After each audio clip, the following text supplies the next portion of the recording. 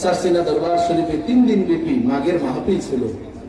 মাঘের মাহফিলের সবচেয়ে একটা বরকতময় অনুষ্ঠান হচ্ছে শেষের দিন 12টার পর থেকে গভীর রাত পর্যন্ত নবীর শানে মিলাদ কাসিদা পড়া হয়।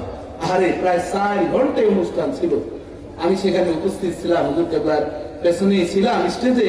আমার মনে হলো যে নবীর প্রেম, নবীর আশিক কি জিনিস সেখানে মানুষগুলো এমন ভাবে কাঁদতেছে, মনে হয় যেন নবীর জিয়ারত ওই অবস্থায় বহু আশিক রাসূলের নসিব হয়ে গিয়েছে।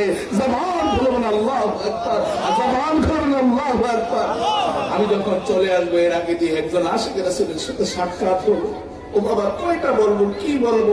সারসিনা দরবার যারা বুঝেন না, যারা ছিলেন না, একবার যাবেন।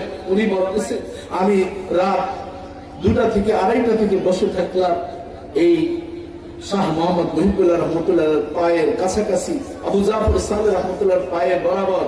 এটি যদি বলি, যাদের যে যদি এলমে তাসাউফের জ্ঞান না থাকে, এলমে মারিফাতের জ্ঞান না থাকে, তারা বলবেন এটা হাসাহাসি আর তামসা ছাড়া আর কিছু নয়।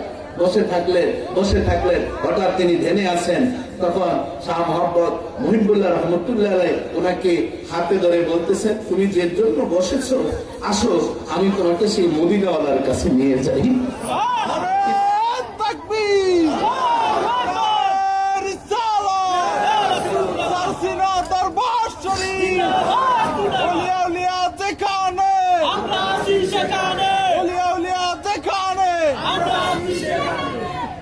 উনি একটা কামেল মাদ্রাসার প্রিন্সিপাল, একসাথেই ঢাকা আবার আসলাম। উনি বলতেছেন, বিশ্বাস করেন সালিক সাহেব, আমার হাত ধরে ধরে আমাকে নিয়ে বলতেছে, চিনতে পারছো, তোমার তো যে আশা ছিল সেটা কি পূরণ হয়েছে? উনি তাকিয়ে থাকলেন, বলতেছেন, এরপর আমার হাত যখন ছেড়ে দিলেন দেখলাম আমার হাতটা এরকম এমন গরম হয়ে আছে, এই অংশ ঠান্ডা, শীতের ভিতরে আমি বসেছিলাম। আর এই জায়গাটা এখনো মনে হয় যেন হুজুরের হাতটা লেগে আছে।